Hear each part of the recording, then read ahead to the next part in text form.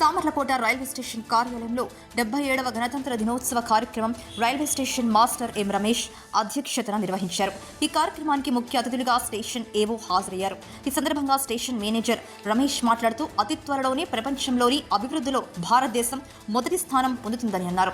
ప్రపంచ దేశాలు అన్ని భారతదేశం వైపు చూస్తున్నాయని, రాబోయే రోజుల్లో ప్రపంచ దేశాలను శాసించే స్థాయిలో భారతదేశం ఉంటుందని అన్నారు. ఈరోజు భారత పౌరులు స్వేచ్ఛ స్వతంత్రంతో కలిగి ఉన్నారంటే మహానీయులు కష్టం ఫలమేనని తెలియజేశారు.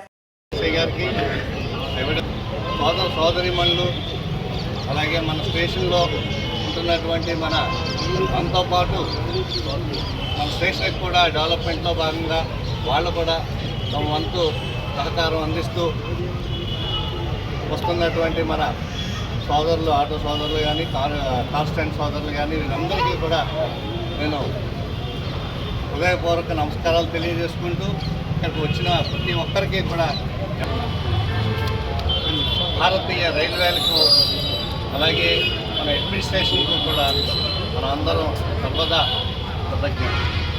అదేవిధంగా మనం గణతంత్ర దినోత్సవం ఎందుకు జరుపుకుంటాం, అసలు ఎందుకు జరుపుకోవాలి అనే విషయాన్ని గురించి ఒక 10 నిమిషాలు, అలాగే మన జనరల్ మేనేజర్ గారు ఇచ్చినటువంటి సందేశాన్ని కూడా ఒక క్లుప్తంగా తెలుసుకుందాం. స్వాతంత్ర్య దినోత్సవం, గాంధీ జయంతి, మిగిలిన జాతీయ సెలవులు 1950 జనవరి 26న గణతంత్ర దినోత్సవంగా జరుపుకున్నారు. కాంగ్రెస్ కార్యకర్తలు, నాయకులు ఆ రోజున స్వాతంత్ర్య దినోత్సవంగా వ్యవహరించారు.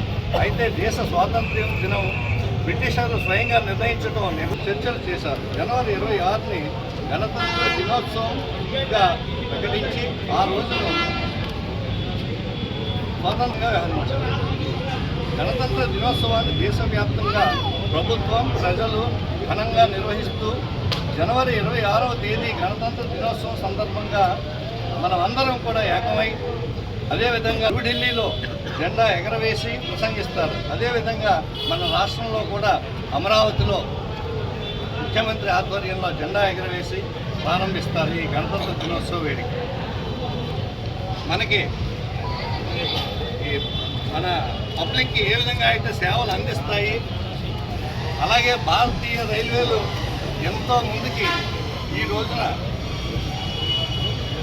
అభివృద్ధి పదంగా ముందుకు దూసుకెళ్తున్నాయనేది మన జనరల్ మేనేజర్ గారు ఒక సందేశం పంపించడం జరిగింది. మీకు క్లుప్తంగా జస్ట్ ఒక 10 మినిట్స్లో ఈ సందేశాన్ని మీకు